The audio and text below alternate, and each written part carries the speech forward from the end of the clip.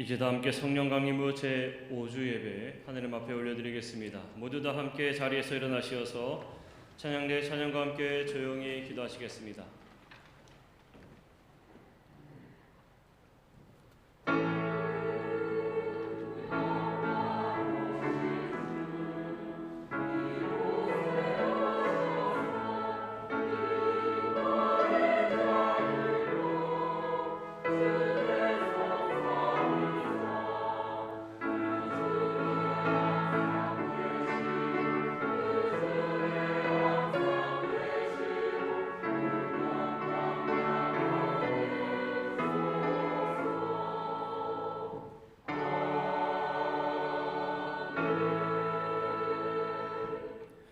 하나님은 영이시니 예배하는 자가 영과 진리로 예배할지니라. 아멘. 다 함께 찬송가 64장 함께 찬송하시겠습니다.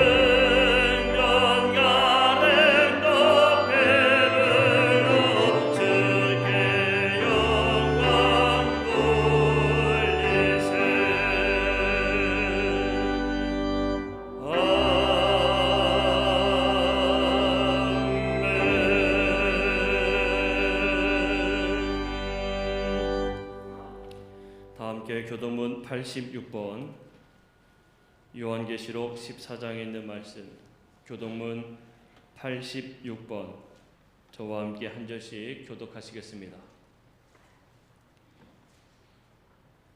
또 내가 보니 보라 어린 양이 시온산에 섰고 그와 함께 14만 4천이 서 있는데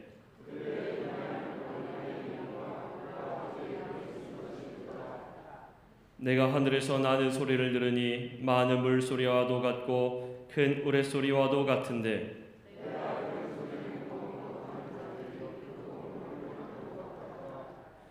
그들이 보좌 앞과 내 생물과 장로들 앞에서 새 노래를 부르니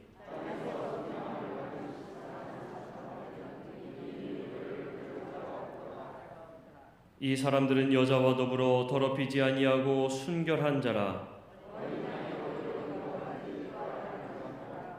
사람 가운데서 속량함을 받아 처음 익은 열매로 하나님과 어린 양에게 속한 자들이니.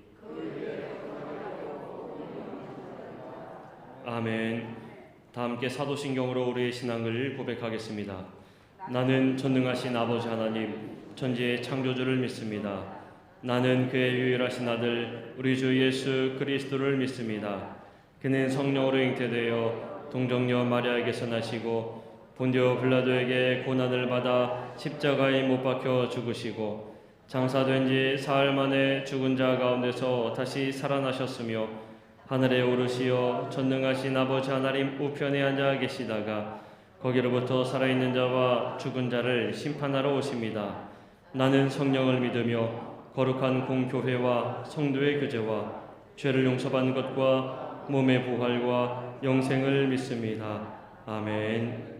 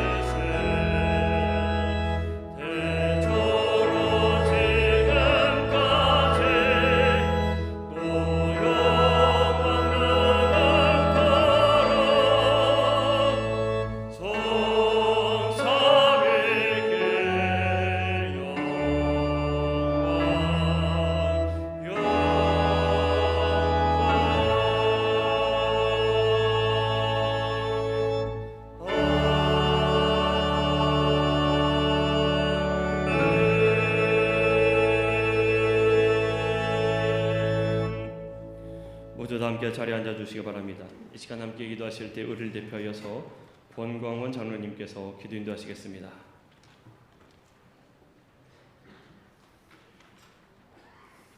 사랑과 은혜로 저희들을 늘 지켜주시는 아버지 하나님, 오늘도 귀하고 복된 주일 허락하시고 더위 중에도 저희들 교회로 불러주셔서 또한 영상 앞으로 모이게 해주셔서 아버지 하나님께 귀한 예배를 드릴 수 있도록 도와주시니 진심으로 감사를 드립니다. 저희들이 드리는 이 예배가 정말 소중해서 드리는 예배가 되게 하시고 정말 귀해서 드리는 예배가 되게 하시고 정말 하나님께 영광을 돌리기 위해서 드리는 예배가 되게 하여 주옵소서. 아버지 하나님, 저희들은 늘 죄인의 모습으로 살면서 의인같이 살아갑니다. 세상이 너무나 악하니까 내가 선한 것처럼 살아갑니다. 아버지 하나님, 언제나 하나님의 말씀을 거울 삼아 내 자신을 돌아보며 죄인임을 자각하고 늘 하나님 앞에 회개하는 마음으로 살게 하여 주옵소서. 그래야 하나님의 은혜를 체험하기 위해 애쓰며 노력하는 저희들 되게 하여 주옵소서. 코로나가 확진자가 자꾸 늘어나고 있습니다. 유럽에서는 전쟁이 아직도 끝나지 않고 계속되고 있습니다. 아프리카 쪽에서는 기근으로 어린아이들이 너무 많이 죽어가고 있습니다. 세계 곳곳에서는 지진이 일어나고 있고 천재지변이 일어나고 있고 매일 눈을 뜨고 사회를 바라보면 사건이 끊이지 않고 상식적으로 일어나지 말아야 될 사건들이 얼마나 많이 일어나는지 모릅니다. 아버지 하나님, 이럴 때마다 저희들을 지켜주옵소서. 이럴 때마다 우리 하나님을 믿는 사람들의 기도가 필요합니다. 저희들 나만 위해서 기도하지 말게 하시고 우리 가족만을 위해서 기도하지 말게 하시고 우리만을 위해서 기도하는 것이 아니라 이 사회, 이 세계의 여러 가지 우리가 국률함을 나타내야 될 사람들을 위해서 기도하는 저희들 되게 하여 주옵소서. 아버지 하나님, 코로나로 인하여 어려움 당하는 가정이 있습니까? 경제적으로 어려움 당하는 가정, 사업체, 또 직장 이런 데 어려움 당하는 가족들, 하나님 그들을 도와주옵소서. 어려운 것들을 다 이길 수 있도록 도와주옵소서. 육신의 병으로 고생하고 힘들어하는 우리 성도님들 있습니까? 주님께서 찾아가셔서 손으로 어루만져 주셔서 하나님의 뜻 가운데서 치료하여 주옵소서. 강건케 하여 주옵소서. 마음의 병으로 아파하는 사람들과의 갈등으로 인해서 상처받은 사람들, 아버지 하나님, 그러한 모든 마음의 치유도 함께 하여 주옵소서. 하나님을 믿는 것이 기쁘고 즐거운 것이 되게 하여 주옵소서. 아버지 하나님, 올해는 교육부에서 여름 수련회를 합니다. 아버지 하나님, 준비하는 교사들에게 같이 하여 주시고 이번 수련회를 통해서 학생들에게 다른 것 말고 예수님을 잘 가르치게 하시고 참 복음을 전할 수 있는 그러한 이번 수련회가 되어서 어린아이들, 학생들이 이 올해 2022년도 여름 수련회를 오랫동안 기억되어질 수 있도록 도와주옵소서. 아버지 하나님, 또한 우리 교인 모두가 합심해서 성경 통독을 하고 있습니다. 그동안 말씀을 접하지 못했던 저희들 이제 습관처럼 항상 하나님의 말씀을 읽으며 아버지 하나님께 영광 돌리고 있사오나, 읽고 통독하는 것이 중요한 것이 아니라 그 말씀대로 사는 것이 중요하다고 생각합니다. 저희들 말씀대로 실천하고 노력하는 그러한 마음으로 통독하는 저희들 되게 하여 주옵소서. 아버지 하나님, 오늘은 특별히 하나님께서 귀히 쓰시는 박혜정 목사님을 저희 교회에 보내주셔서 감사를 드립니다. 아버지 하나님, 짧은 만남이지만 아름다운 만남이 되게 하시고 정말 좋은 인연으로 남게 하여 주옵소서. 특별히 교육의 사역을 담당하시는 우리 목사님, 신학대학에서 아버지 하나님, 정말 좋은 목사님들, 사역자들 키워낼 수 있도록 도와주옵소서. 이 시대가 꼭 필요로 하는 그러한 목사님들, 좋은 목사님들 만들어내시는 그러한 목사님 되게 하여 주옵소서. 그래야 우리 교단에서 꼭 필요한 정말 목사님으로 거듭나게 도와주옵소서. 오늘도 귀한 말씀 들고 서실 때 하나님의 능력으로 입혀주시고 저희들 그 말씀 듣고 은혜 받게 하시고 감동받게 하시고 힘이 되게 하셔서 세상에 나가서 승리하는 그런 귀한 말씀이 되게 하여 주옵소서. 귀한 찬양대를 위해서 기도합니다. 더운 날씨에도 열심히 연습하고 섰사오니 그 찬양 받아 주옵소서. 교인들에게 은혜가 되게 하여 주옵소서. 아버지 하나님, 이 예배를 정말 아름답게 만들기 위해서 여러 가지 모양으로 아버지 하나님 돕는 손길들 위해 하나님의 놀라우신 은혜로 같이 하여 주옵소서.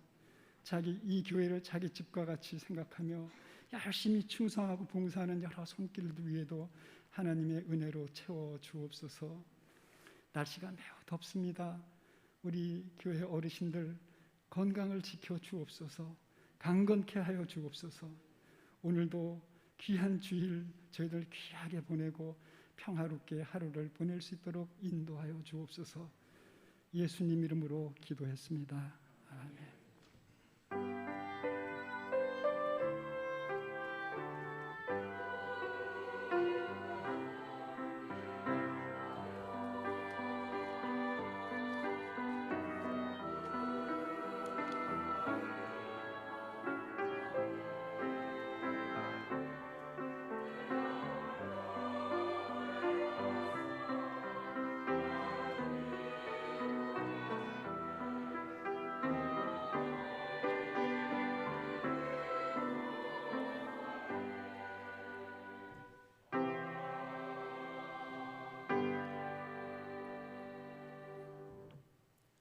다 함께 고백 찬송 찬송가 204장, 고백 찬송 찬송가 204장 함께 찬송하시겠습니다.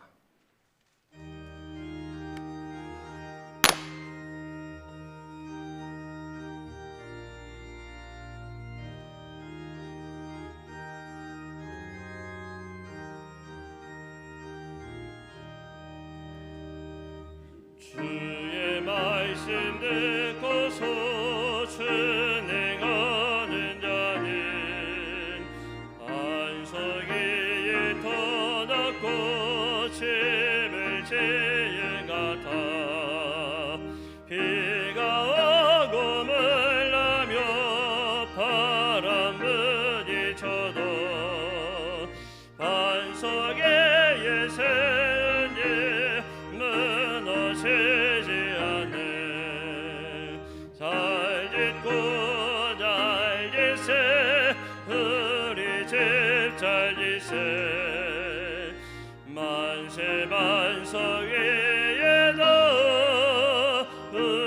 집 잘리세 주의 말씀 듣고도 충치 않는 자는 모래 위에 터놓고 집을 지은 같아 비가 오고 물나며 바람 부딪힐 때 모래 위에 세운 예 크게 무너지네 잘 읽고 잘리세 우리 집 잘리세 만세 만서 위에다 우리 집 잘리세 세상 모든 사람들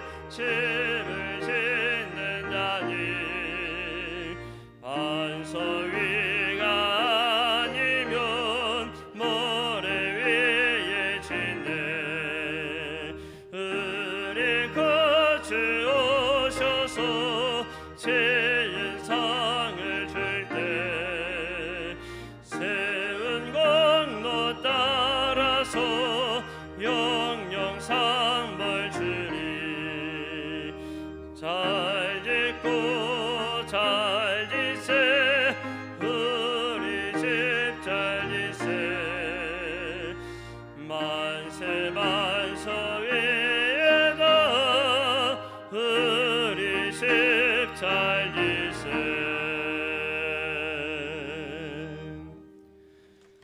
오늘 우리에게 주신 하나님의 말씀은 신약성경 로마서 12장 1절에서 2절까지 있는 말씀입니다. 로마서 12장 1절에서 2절까지 있는 말씀입니다. 신약성경 256페이지쯤에 있습니다. 로마서 12장 1절에서 2절까지 있는 말씀 제가 봉독해 올리겠습니다. 그러므로 형제들아 내가 하나님의 모든 자비하심으로 너희를 권하노니 너희 몸을 하나님이 기뻐하시는 거룩한 산 제물로 드리라. 이는 너희가 드릴 영적 예배니라. 너희는 이 세대를 본받지 말고 오직 마음을 새롭게 함으로 변화를 받아 하나님의 선하시고 기뻐하시고 온전하신 뜻이 무엇인지 분별하도록 하라. 아멘. 이 시간 임마누엘 찬양대의 특별 찬양으로 하나님 앞에 영광 올려드리시겠습니다.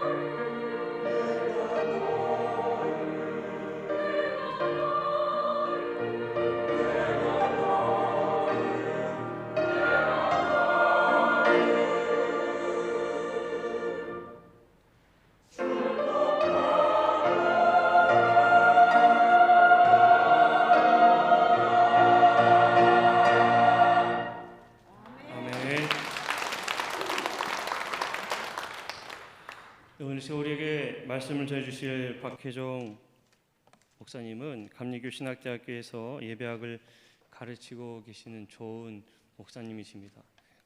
목사님을 처음 수업에 들어가면 2번 놀랍니다. 성함이 여자 이름 같아서 들어갔는데 남자 교수님이시라 1번 놀래고 강의가 너무 좋아서 또 1번 놀랍니다. 오늘 이 시간에 우리 박혜정 교수님께서 나는 영적 예배자입니다라는 제목으로 말씀 전하실 텐데 앞으로 나오실 때에 우리 크게 박수하시면서 환영해 주시기를 부탁을 드립니다.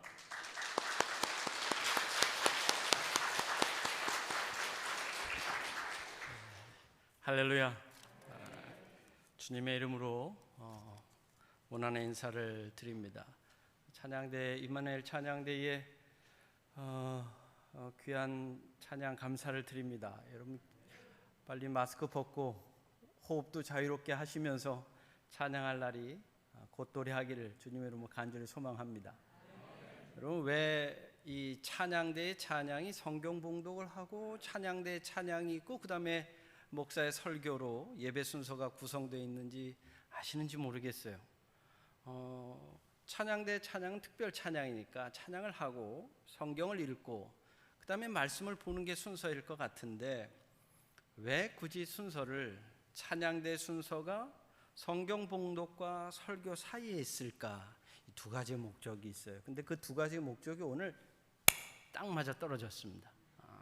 첫 번째는 뭐냐 하면 하나님의 말씀을 듣기 전에 성도들의 마음을 하나님 앞에 활짝 열어주기 위해서 찬양으로 우리의 마음을 활짝 열어주기 위해서 하는 것이 첫 번째 목적이 있고 2번째 목적은 성경 말씀을 읽는 것도 하나님의 말씀이고 목사님이 하는 설교 또한 하나님이 이 성경 본문을 통해서 우리에게 전해주시고 싶은 하나님의 말씀이 있는 건데 그 하나님의 말씀이 찬양대 찬양을 통해서도 똑같이 선포됨을 의미하기 위해서 성경 봉독, 찬양대의 찬양, 목사님의 설교가 하나의 세트로 이루어져 있는 겁니다. 그런 맥락에서 볼 때 오늘 찬양대의 찬양은 하나님의 복이 우리에게 있음을 선포하며 우리로 하여금 얼마나 귀한 존재들인지를 하나님의 마음을 선포하시고 찬양하였기에 그 찬양이 하나님의 말씀에 참 합당하다라고 하는 큰 은혜가 제게 있어서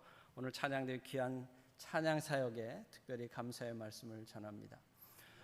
저는 감리교 신학대학교에서 예배학을 가르치고 있는 목사입니다. 우리 남 목사님께서 말씀을 하셨지만 저를 보고 많이 놀라기는 해요. 이름도 그렇고 또 그나마 손 목사님 교회는 좀 마음이 편합니다. 외모에서 조금 이렇게 비슷한 부분이 있어서 좀 편해요. 근데 보통 이렇게 교회를 가면 제가 뭐 친구라고 하거나 후배라고 하면 교인들 가운데 깜짝깜짝 놀라시는 분들이 계셔요. 근데 그런 부분에 있어서는 좀 마음을 편안하게 오늘 하나님 말씀을 함께 나눌 수 있을 것 같습니다. 잠깐 기도하고 주님 말씀 나눕니다. 주님, 하나님, 죄인들이 주님 앞에 거룩한 말씀을 듣기 위해서 기도합니다. 마음을 활짝 열어주시고 우리의 생각이 온전히 주 하나님만 바라보게 하여 주옵소서. 예수님 이름으로 기도합니다. 아멘. 전 세계 어느 교회에서도 보기 힘든 현상이 하나 있습니다. 전 세계 수많은 기독교인들이 함께 모여 예배를 드리지만 유독 한국 교회에만 아주 두드러지게 나타나는 현상이 하나 있는데 그것을 우리는 주일 성수의식이라는 표현을 씁니다. 우리 한국 교인들은 주일 이 거룩한 날을 구별해서 지키는 것에 큰 의미를 둡니다. 아주 주일을 열심히 지켜요. 미국 교회를 한번 조사를 해봤더니 미국 교회 교인들 가운데 말씀을 정기적으로 읽고 기도를 삶에서 열심히 하는 기독교인들을 대상으로 질문을 했어요. 당신은 성수의식, 주일을 거룩하게 지켜야 한다라는 의식이 있습니까? 그리고 그거에 기초해서 매주 주일을 지킵니까? 라고 하는 질문을 했을 때 미국 기독교인들 가운데 불과 27%만이 주일을 잘 지킵니다. 매주일 교회를 가려고 노력하고 있고 실제 그렇습니다라고 답을 했습니다. 기독교인이라고 답한 사람 가운데 무려 한 20%가 되는 사람은 1년에 한 번 혹은 2번 교회를 나가면서도 스스로가 기독교인이라고, 그러니까 우리 한국 교회하고 비교해서는 성수의식, 주일을 거룩하게 지켜야 한다는 의식이 굉장히 낮지요. 근데 한국 교회는 이 성수의식, 주일을 지켜야 되는 의식이 어느 정도 높으냐 하면 15년 전 조사이기는 하지만 한국 교회 같은 경우는 대략 한 68%가 거의 매주 주일을 지키고 있다고 대답을 했고, 한 달에 한 3번 정도 주일을 그래도 꽤 많이 잘 지키는 거예요. 한 15%. 그래서 대략 한국 교회는 한 82%가 주일, 성수, 주일을 거룩하게 지키는 의식이 나타나고 있는데, 이거는 전 세계 어디에서도 볼 수 없는 현상입니다. 참 하나님께서 한국 교회를 통해서 큰 축복을 해주시는데, 우리 교인들은, 한국 교인들은 모이기에 힘쓰고 함께 모여서 예배하는 것에 신앙의 중심을 둔 그런 기독교 전통이 우리 안에 있습니다. 그런데 이 코로나 시대를 맞이하면서 이 성수의식, 주일을 거룩하게 지키는 그 의식이 조금씩 왜곡되기 시작하는 모습을 제가 봅니다. 전 예배학자이다 보니까 예배를 좀 면밀히 살펴보는데, 의식의 전환이 일어나는데 어떻게 일어나느냐 하면 주일을 지켜야 한다라는 의식에서 주일을 지키기만 하면 된다라는 의식으로 조금씩 변화되는 모습을 봅니다. 여기에 이 코로나가 결정적인 역할을 했어요. 그러면서 교인들 사이에서, 그리스도인들 사이에서, 성도들 사이에서 어떤 의식이 생겨나기 시작했냐면, 주일을 지키기만 하면 되니 온라인으로라도, 방송으로라도, TV 방송을 통해서라도 예배를 드리기만 하면 되지라는 생각으로 조금씩 바뀌어가는 모습을 우리는 경험하게 됩니다. 모일 수 없다 보니, 모이는 것에 제한이 있다 보니 지난 한 2년 반 동안 우리에게 이전에는 생각지 못했던, 경험할 수 없었던 경험치가 하나 찾아 들어온 것이 뭐냐면 온라인 예배예요. 온라인으로 실시간으로 예배를 드릴 수도 있고, 자기 상황과 처지가 허락되지 않으면 자기 편한 시간에 온라인으로 예배를 드릴 수 있는 그런 시대를 우리가 맞이하게 되었다라는 것이죠. 지금 이 예배도 온라인으로 실시간 중계가 되죠. 제가 믿기는 카메라가 어디 있나요? 저기군요. 손철삼 목사님 아마 실시간으로 예배를 드리고 계실 것 같아요. 교회를 사랑하는 마음으로 함께 중보기도 하면서 이 시간 여러분들을 생각하시면서 예배를 드릴 수 있으니까 이건 얼마나 큰 장점입니까? 세계 어디 있어도 우리 이 성전을 사모하면 이 자리를 같은 시간에 같은 예배를, 비록 장소가 다르지만 예배를 드릴 수 있다는 것은 굉장한 하나님의 은혜입니다. 그런데 이게 어떤 결과로 점점 변모됐냐 하면 새로운 크리스찬을, 기독교인을 만들어내는 결과를 초래했습니다. 이걸 우리는 영어로 클릭 크리스찬이라 그래요. 이 마우스를 이렇게 아시네요. 저한테 손가락을 이렇게 하시는데, 클릭을 해갖고 예배를 자기가 이번 주는 어느 교회 가서 예배를 드릴까? 클릭. 오늘 교회는 다른 교회, 오늘은 삼양중양은 지난주 드렸으니까 내가 원하는 다른 교회 가서 예배를 드리는 이 클릭 크리스찬들이 생겨나는데, 더 흥미로운 현상은 예배를 처음 시작부터 말씀 드릴 때까지 시간이 한 30분 걸리니까 딱 클릭해갖고 쭉 끌어요. 그래서 어디다가 딱 놓느냐 하면, 그렇죠, 목사님 설교할 때 딱 시작해요. 그래서 설교를 딱 듣습니다. 그리고 그 다음에 어디로 또 갈까요? 쭉 끌어가지고 마지막 복은 받아야 한다라는 생각 때문에 축도하는데 딱 놓고 고개를 숙이고, 평소에 1시간 15분, 1시간 반 걸리는 예배를 30분 만에 성수했다라는 생각이 들 정도로 예배를 드리는 사람들이 여러분 생각보다 많아지고 있다라는 거예요. 그리고 더 우리 교회 공동체, 예배 공동체에 위협이 되는 이 2년 반 동안의 결과는 뭐냐면, 이렇게 온라인으로 예배를 드리는 특별히 30대, 20대, 30대의 젊은 기독인들은 코로나가 완전히 끝나고 난 뒤에도 교회를 돌아가지 않겠다라고 답한 기독교인들이 무려 40% 가까이 된다라는 것은 우리 교회에게 굉장히 큰 위기감으로 다가오지 않을 수 없습니다. 온라인 예배 그렇게라도 예배를 드리면 되지 그게 뭐 문제입니까 목사님이라고 생각하는 분들도 계실 거예요. 지금 이 시간에도 온라인으로 우리 삼양중앙 예배를 같이 드리는 분들도 계실 거예요. 피치 못할 사정으로, 여러 가지 개인적인 사정으로 선택적으로 한시적으로 그렇게 예배를 드릴 수 있습니다만은 항구적으로 계속 온라인으로 예배를 드리면 안 되는 이유는 너무나 분명합니다. 왜? 교회는 모여서 함께 하나님의 선교 사역과 교육 사역과 봉사를 위한 하나님 나라의 선교 사역을 감당하기 위한 수고와 노력과 애씀이 이 신앙의 공동체 하나님의 기도하는 집 교회에서 반드시 주님 오실 때까지 이루어져야 하는데, 온라인으로 예배를 드리는 사람은 자기 중심으로 예배를 드리게 될 수밖에 없어요. 처음에는 잘 갇혀있고 예배를 드리다가 온라인 예배 드리는 분들의 특징을 보면 시간이 점점 지나면서 자세도 흐트러지고요, 복장도 흐트러지고, 때로는 음식도 갖다 놓고 차도 마시면서 목사님 설교를 소파에 딱 반쯤 기대갖고 예배 드리는 모습을 보게 된다라는 거예요. 왜 그렇게 될까? 나 중심으로, 자기 중심으로, 자기 선택적으로 편하게 예배 드리는 것이 신앙생활을 나태하게 만들 가능성이 다분히 높기 때문에 그러합니다.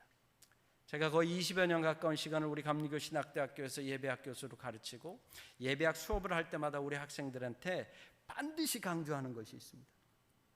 한 학기 수업 들으면서 다 잊어도 되는데 이거 한 가지만은 반드시 기억하고 목회 현장으로 나가자라고 하는 것이 있어요. 딱 한 가지. 그게 뭐냐면 예배의 주어는 반드시 하나님이 되어야 한다. 예배의 주어는 내가 아니라 하나님이 되어야 한다. 이게 뭐냐면 우리는 간혹 그렇게 생각을 해요.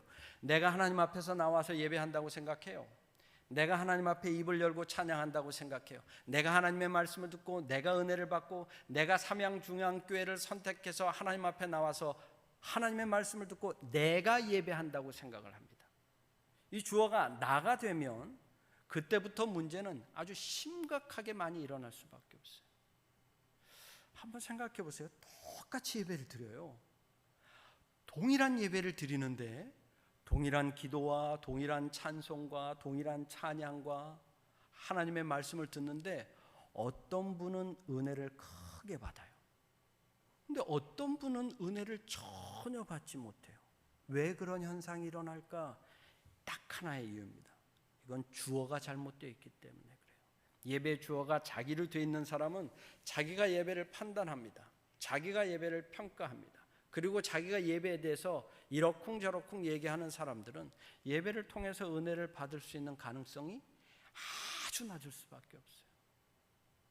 그래서 예배의 주어는 반드시 하나님이 되어야 한다라고 저는 강조합니다. 하나님이 정말 부족한 죄인인 나를 이 주님의 핏값으로 세워주신 삼양중앙의 성전으로 우리를 불러주시고 하나님이 나로 하여금 기도하게 하시고 하나님이 은혜를 베푸셔서 나의 입술을 열어서 하나님을 찬양하게 하시고 나 같은 죄인이 하나님의 말씀을 통해서 은혜를 받고 구원의 감격을 경험할 수 있도록 은총을 허락하시는 사건, 하나님이 허락하시는 사건이 바로 예배이기에 예배의 주어는 철저하게 하나님께 두어야 한다라는 사실이에요.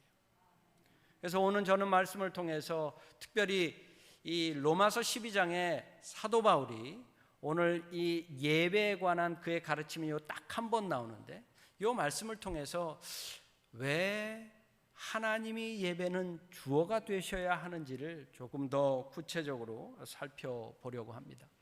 로마서 12장 1절에 있는 말씀을 우리 한번 다시 읽어보았으면 좋겠어요. 우리가 한 목소리로 같이 로마서 12장 1절의 말씀을 한번 읽어보겠습니다. 자막 띄워주시면 우리 함께 읽을게요. 자막이 없나요?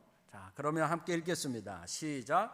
그러므로 형제들아 내가 하나님의 모든 자비하심으로 너희를 권하노니 너희 몸을 하나님이 기뻐하시는 거룩한 산 제물로 드리라. 이는 너희가 드릴 영적 예배니라. 하나님의 모든 자비하심으로라고 사도 바울은 이 12장을 시작하고 있습니다. 사도 바울이 경험한 하나님의 사건을 통해서 하나님이 로마 교회 예배 공동체에게 모든 자비하심을 통해서 가장 원하는 것이 무엇인가? 모든 자비하심.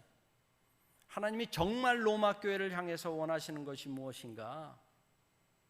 그게 뭐였냐 하면 우리가 1절 후반부에 등장하는 영적 예배라고 하는 표현입니다. 로마 교회를 향해서 사도 바울은 하나님이 원하시는 것은 영적 예배이니 너희가 영적 예배를 드려라라고 이 로마서를 통해서, 편지를 통해서 강조하고 있습니다. 아니, 예배는 다 영적이지 영적이지 않은 예배가 어디 있습니까? 우리가 다 모여서 예배하면 그건 영적 사건이니까 다 예배이고, 예배는 다 영적인데 영적이지 않은 예배가 있을 수 있습니까? 라고 우리가 생각할 수 있을 거예요. 맞습니다. 예배는 다 영적이에요. 성부, 성자, 성령 삼위 하나님께서 역사하시기 때문에 이 예배는 다 영적인 예배인데 예배를 영적으로 드리지 않을 수도 있어요. 예배는 영적이지만 예배를 드리는 예배자들이 그 예배를 영적으로 예배를 드리지 않을 수도 있다라는 사실이에요. 그러면 영적 예배는 무엇일까요? 어떻게 드려야 영적 예배입니까? 막 예배 때마다 막 소리를 지르고 방언으로 기도를 하고 막 열광적으로 예배를 드려야 이게 이 본문에서 이야기하는 영적 예배일까? 본문에서는 그렇게 기록하고 있지 않습니다. 자, 영적 예배. 질문을 조금 바꿔볼게요. 영적 예배의 반대는 뭘까요? 육적 예배래요. 그럼 몸으로 막 드리는 예배일까? 육적 예배는 영적 예배보다 더 어려운 예배는 육적 예배인 것 같아요. 제가 볼 때는. 왜 사도 바울은 영적으로 예배하라 할까? 당시 로마 교회는 초대 교회들 가운데 가장 잘 모이는 교회였습니다. 조금 어려운 표현을 쓰면 디아스포라라 그래갖고 유대인들이 포로로 흩어졌을 때, 주전 5세기 6세기경에 포로로 흩어져 있을 때 소아시아적에 다 흩어져 살다가 예수 그리스도 사건을 경험하고 유대인들 중심으로 모여 있는 곳을 통해서 기독교 공동체가 사도 바울의 선교를 통해서 막 팽창하고 있을 때에 가장 모범적으로 모이고 있던 교회가 어디였느냐면 로마 교회. 이 로마 교회는 당시 가장 모범적인 교회였는데 이 교회에게 영적으로 예배하라고 가르치고 있습니다. 자, 당시의 로마 교회는 어떤 사람들이 중심으로 있었느냐?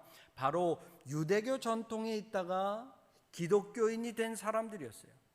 근데 이 사람들은 유대교 전통 속에 있다 보니까 유대교 전통을 지키면서 기독교인이 되어야 한다는 의식이 굉장히 강했습니다. 그래서 로마 교회 안에서도 이방 전통에 있다가 기독교인이 된 사람들하고 갈등이 있었어요. 이방 전통에 있던 사람들은 유대인의 전통에 익숙하지 않다 보니까 유대교 기독교인들은 저렇게 신앙생활을 하면 안 되는데 라고 하는 편견이 자기 안에 강하게 자리 잡고 있었던 겁니다. 그래서 그들을 향해서 사도 바울이 하는 이 가르침이 뭐냐면 너희들이 영적으로 예배해야지, 너희들 전통을 그렇게 고수하고 유대교 전통을 고수하고 이런 예배를 하나님이 기뻐하시는 예배라고 판단해서는 안 된다라고 하는 것이 그의 목적이었어요. 결론은 뭐냐? 결국 여기서 말하는 영적 예배의 반대 표현은 바로 습관적 예배요, 형식적 예배요, 자기중심적, 자기 편한 것, 자기 익숙한 예배를 고집하는 것이 바로 영적 예배의 반대 경험으로 우리가 이해하면 될 것이에요. 여러분, 2절의 말씀을 우리가 다시 한번 읽어보시면 오늘 이 영적 예배라고 하는 개념이 조금 더 와 닿을 수 있습니다. 2절을 다시 한번 읽어보겠습니다. 시작. 너희는 이 세대를 본받지 말고 오직 마음을 새롭게 함으로 변화를 받아 하나님의 선하시고 기뻐하시고 온전하신 뜻이 무엇인지 분별하도록 하라. 아멘. 이건 너무 중요한 말씀이에요. 너무 중요한 말씀이에요. 이유가 뭐냐? 당시 사도 바울이 볼 때 로마의 중심 세력이었던 이 유대교 전통 속에 있던 기독교인들은 자신의 전통만을 고집하다 보니까 복음의 능력으로 변화에 대해서 굉장한 저항의식이 있었던 거예요. 근데 사도 바울은 뭘 요청하느냐면 너희들이 복음을 경험했다면, 너희들 안에 복음이 정말로 주 예수 그리스도의 살아계시는 그 성령의 역사가 너희 안에 있다면 너희들은 뭐가 일어나야 된다? 2절에서 변화를 받아. 변화가 일어나야 된다는 거예요. 여러분, 우리가 다 예수 그리스도를 인격적으로 만나셨을 거예요. 그 경험들은 다 아주 생생하게 있을 거예요. 그때 우리 삶에 오는 가장 큰 것은 뭐냐 하면, 큰 도전은 뭐냐 하면 내가 예수 그리스도의 사람으로 변화되어야 한다라는 도전인데, 신앙생활을 하다 보면 어떻게 됩니까? 그 기억이 점점 우리 안에서 소멸되다 보면 그냥 형식적으로 습관적으로 자기 중심, 자기에게 익숙한 방식으로 예배를 드리는 모습들이 아주 많아진다라는 거예요. 그래서 여기서 사도 바울이 이야기하고 있는 영적 예배는 타성에 젖어서 습관적으로 반복적으로 예배하는 그 예배에 대한 비판이다라고 저는 믿어요. 그런 것을 놓고 볼 때 오늘 이 시대에 사도 바울이 다시 우리 교회를 찾아온다면, 그리고 우리가 사도 바울 선생님이시여, 사도시여 한 말씀만 우리에게 하소서라고 우리가 요청한다면, 저는 의심의 여지 없이 사도 바울은 이 로마서 12장 1절과 2절의 말씀을 우리에게 가르쳐 주실 것 같아요. 그 많은 서신, 13편의 서신이 있지만 그 중에서도 사도 바울이 우리에게 고백하는 것은 영적으로 예배 드리십시오라고 하는 가르침을 우리에게 주실 것 같다라는 생각이 제 안에 가득합니다. 왜? 우리는 어느 순간 내 중심, 내 편한 생각으로 점점 자기 중심의 형식적, 습관적 예배자들이 되어버렸기 때문에 그렇습니다. 온라인 예배가 우리 신앙 가운데 딱 자리하고 나서부터는 그럴 가능성이 더 높아졌기 때문에 그래요. 이제는 자기가 원하는 설교자를 찾고 자기가 원하는 교회를 찾고 자기 중심으로 신앙생활을 하다 보면 정말 영적 예배와는 점점 더 거리가 먼 신앙인이 될 수밖에 없기 때문에 그렇습니다. 그러면서 이곳에서 우리가 예배하고 있는 우리에게도 동일한 도전이 있습니다. 평생을 예배한 분들이 우리 안에 있을 거예요.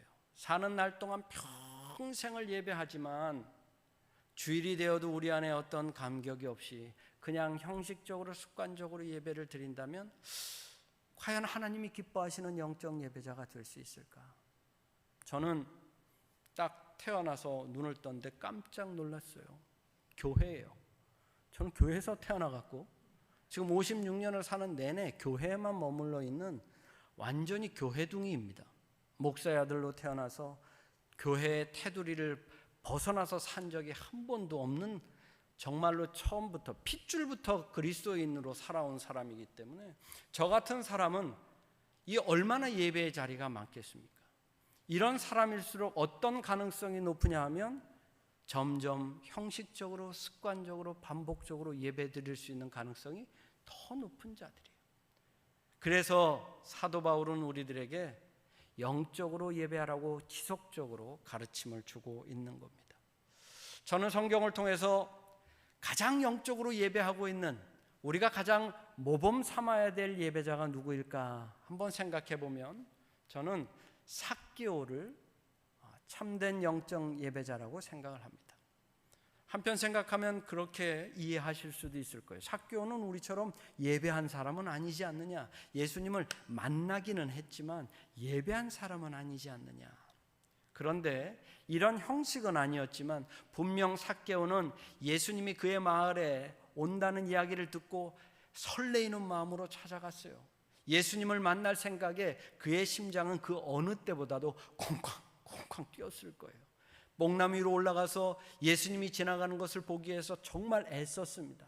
그리고 예수님하고 눈이 진짜로 쫙 맞았던 거예요.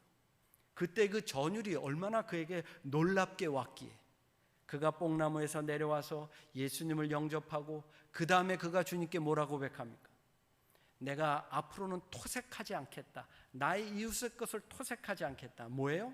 내 삶을 예수 그리스도를 만난 지금 이 시간부터 예배자로 완전히 변화해서 살아가겠다라고 하는 굳은 성령의 체험에 따른 복음의 능력에 따른 변화를 고백하고 있고, 그에 따라서 살았기 때문에 오늘 성경에 기록되어 복음서에 기록되어 우리에게까지 그의 믿음의 행보가 전해지는 것 아니겠습니까?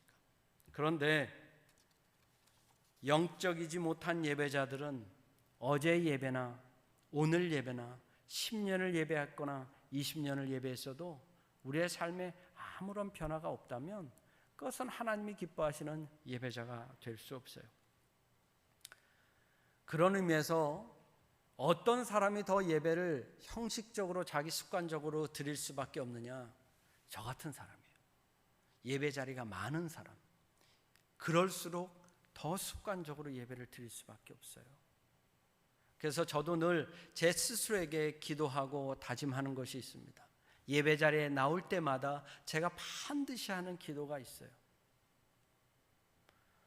주님, 저를 불쌍히 여겨주시고 저에게 자비를 허락해 주셔서 오늘 예배를 통해서 반드시 성령 하나님을 경험할 수 있도록 주님, 나를 온전히 주관하여 주옵소서.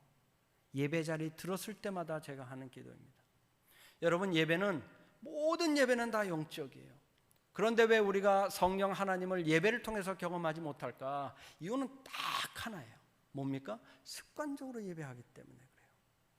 반대로 생각해 보면 우리 가운데 한 사람이라도 예배를 두고 미리 사모하고 기대하고 설레이는 마음으로 이 자리에 기도하고 나온 자가 있다면, 간절히 사모하고 나온 자가 있다면 하나님의 은혜를 경험하지 않을 수 없어요. 않을 수 없어요. 조금 어려운 말로 우리는 뭐라고 그러느냐 하면 하나님의 본성은 예배를 통해서 우리에게 모든 것을 주시려고 다 준비하고 계시는 거예요. 이게 하나님이세요. 독생자 예수까지 주신 하나님이 뭘 못 주시겠어요? 예배 자리를 마련해 주시고 교회를 허락하셔서 하나님은 다 주려고 이렇게 팔을 펼치고 그 품을 다 열어주시는데, 예배자가 나오는데 형식적으로 습관적으로 반복적으로 나온다면 하나님의 은혜를 경험할 수 없어요. 그래서 예배를 드릴 때 예배자들은 파토스라는 표현을 쓰는데, 인간이 가지고 있는 삶의 질고와 우리가 가지고 있는 삶의 문제들을 하나님 앞에 솔직히 다 털어놓으면, 주님 아시지요? 이 예배를 통해서 나를 온전히 하나님의 은혜의 장으로 불러주시옵소서라는 마음으로, 사모하는 마음으로 이 자리에 나오면 우리는 살아계신 하나님을 경험하지 않을 수 없어요. 그런데 습관에 따라 나오면 그 하나님을 경험할 수가 없다라는 사실입니다. 제가 과거에 소속하고 있던 한 교회에서의 사건이에요. 그분은 이름만 대면 아는 유명한 연예인입니다. 탤런트고 영화배우예요. 그런데 그분이 60평생을 사는 동안 교회에 한 번도 발을 디딘 적조차 없대요.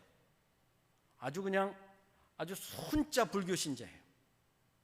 그래서 담임 목사님이라는 표현을 몰라요.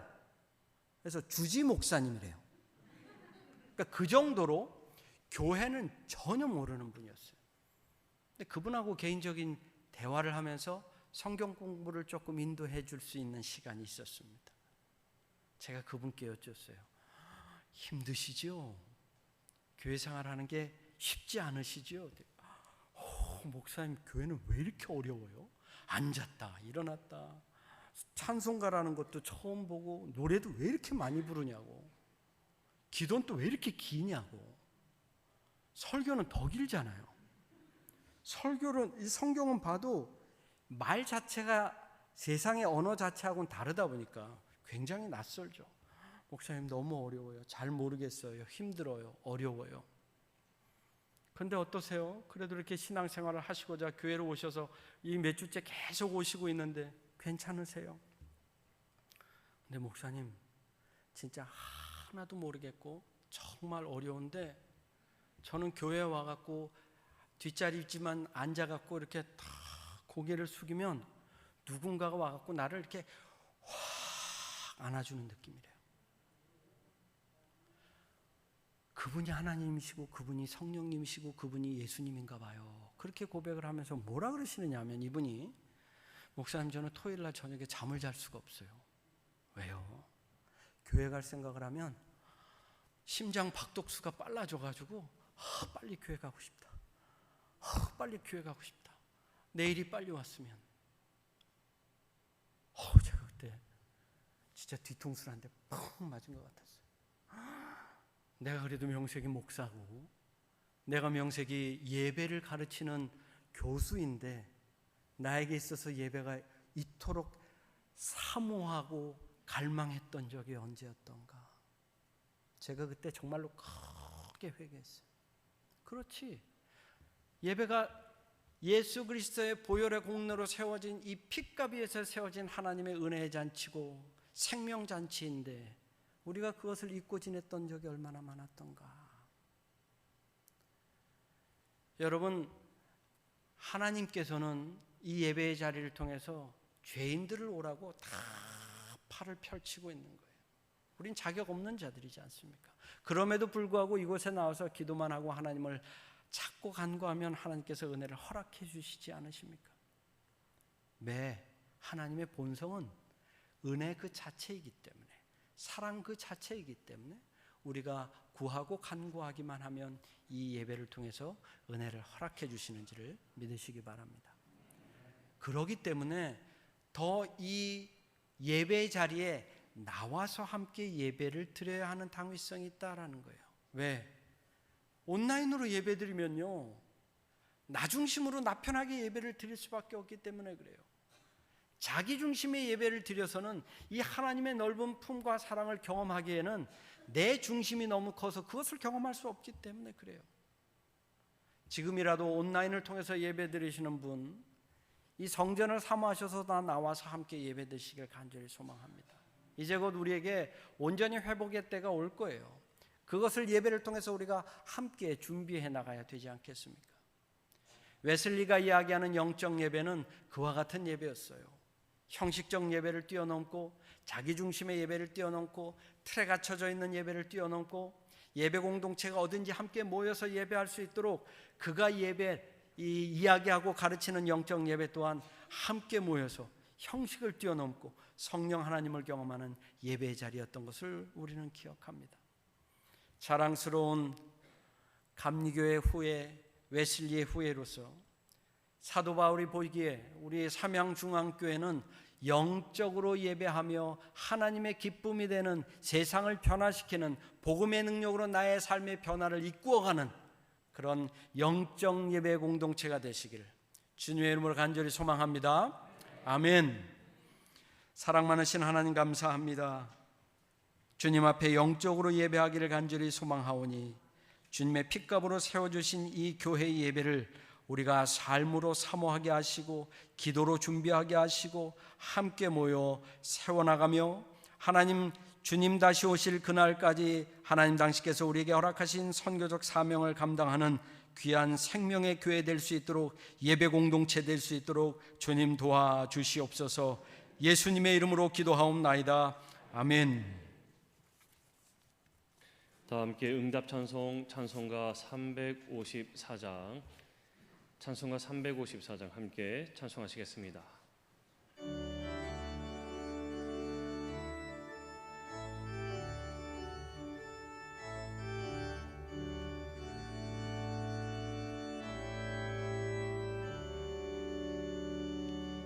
주를 안보하는 자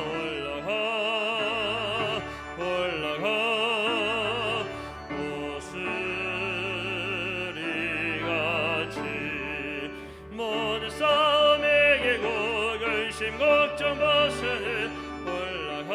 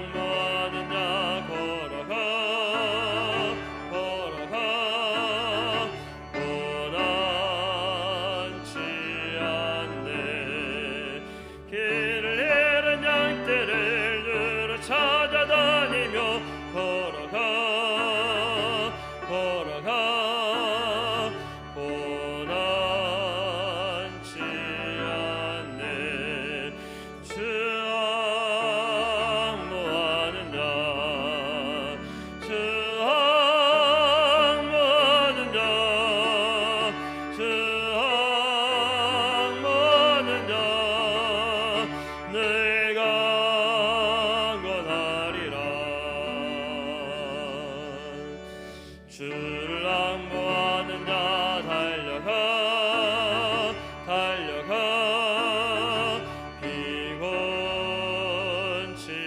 않네. 천선만을 향하여 멸령원을 얻도록 달려가 달려가 피곤치 않네. 주 앙모하는 자 주 앙모하는 자 주 앙모하는 자 내가 강건하리라. 주를 앙모하는 자 올라가 올라가 도스리같이 은혜 안에 뛰놀며 주의 영광 보리라. 올라가 올라가 도스리같이 주 앙모하는 자 주 앙모하는 자 주 앙모하는 자 내가 강건하리라.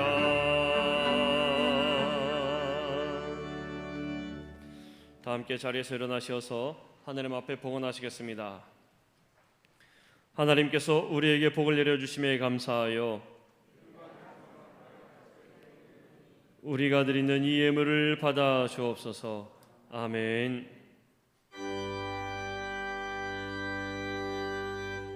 모든 것이 주께로부터 왔으니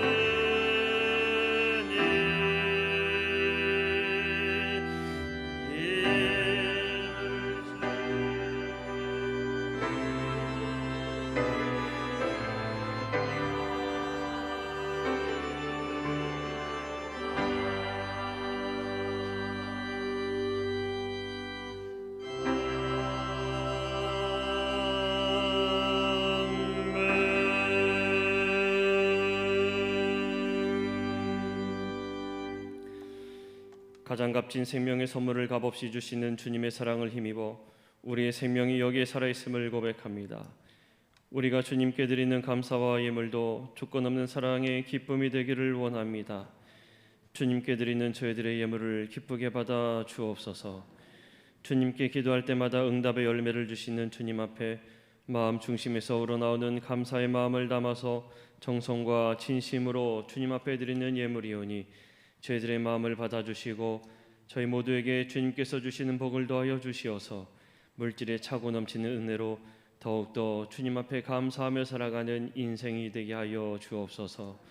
특별히 주님께서 주시는 은혜를 잊지 아니하고 주님의 일을 위해서 먼저 소득의 10분의 1을 구별하여 드린 손길들과 삶 속에서 찾은 감사의 주권들을 찾아 예물을 드린 마음의 손길들과 특별한 목적으로 예물을 드린 모든 손길을 기억하여 주사 주님께 더욱 영광을 드리며 살도록 인도하여 주옵소서.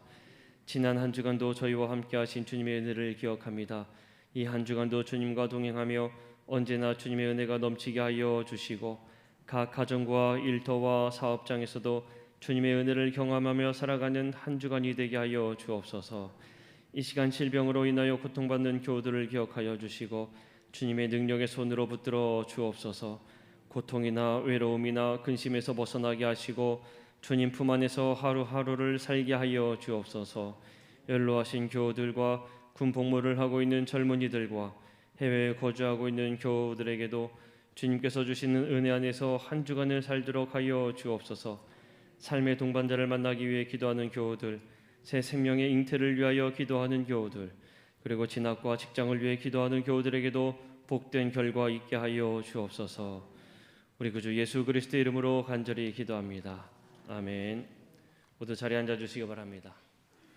우리 앞뒤에 계신 분들 그리고 양옆에 계신 분들과 주님의 평화가 함께 하십니다 하고 인사 나누시겠습니다.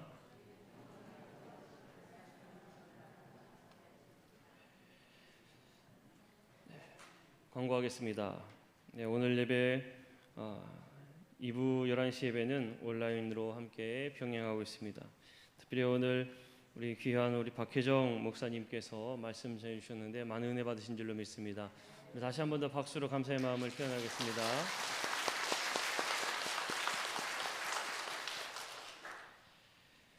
네, 성경 통독 1000번째 모든 성도님들 함께 최선을 다해 주시길 바라고요. 7월부터 성경 구절 필사 함께 병행하며 시작되었습니다. 여러분들 많은 분들이 함께 동참해 주시면은 감사하겠습니다. 많은 은혜가 됩니다.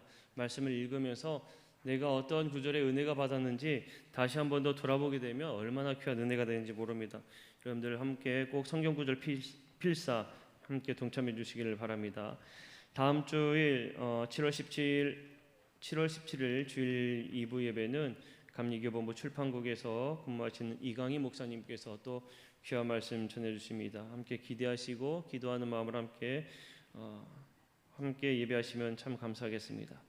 강북지방 여선교회 제3차 개사교회가 우익교회에서 7월 17일 주일 오후 3시 30분에 있습니다. 여선교회 회원분들은 기억하셨다가 꼭 많이 참석하실 수 있도록 부탁을 드립니다. 담임 목사님께서는 지금 현재 미국 방문 일정이 있습니다. 오늘은 로녹 한인 침례교회에서 말씀을 전하시고요. 다음 주일은 트리니티 연합감리교회를 방문하십니다. 21일까지 있는 이 목사님, 담임 목사님 그 모든 일정이 잘 맞춰지고 또 돌아올 때에도 안전히 잘 돌아올 수 있도록 우리가 함께 생각날 때마다 힘써서 기도해 주시기를 부탁을 드립니다. 청소년부 삼양중앙 뮤직 스튜디오가 계속 있습니다. 여러분 많은 관심 가져주시고요.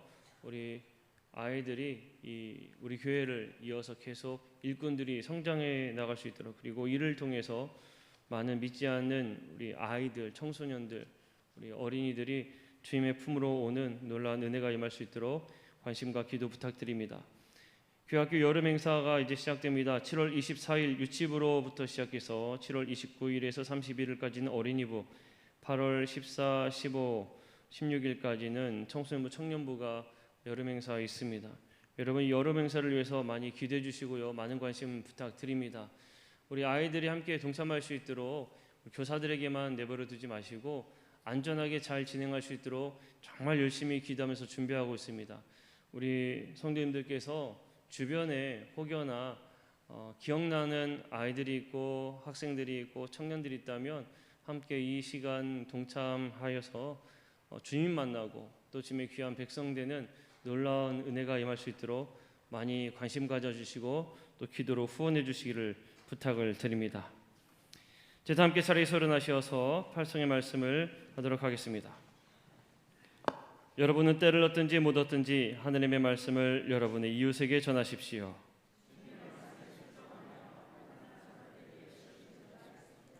아멘.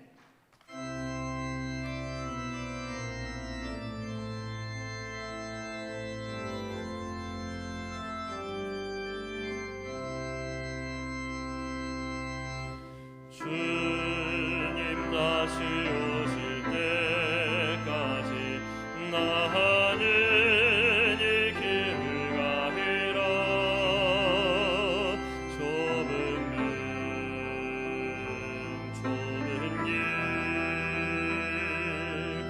나의 십자가 지고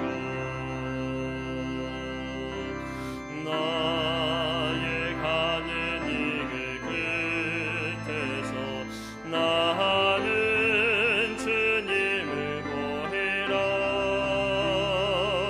영광의 내 주님 나를 맞아주시리. 주님 다시 오실 때까지 나는 일어나 달려가리라. 주의 영광 온 땅 덮을 때 나는 일어나 노래하리. 내 사모하는 자녀의 온 세상 그저 싫어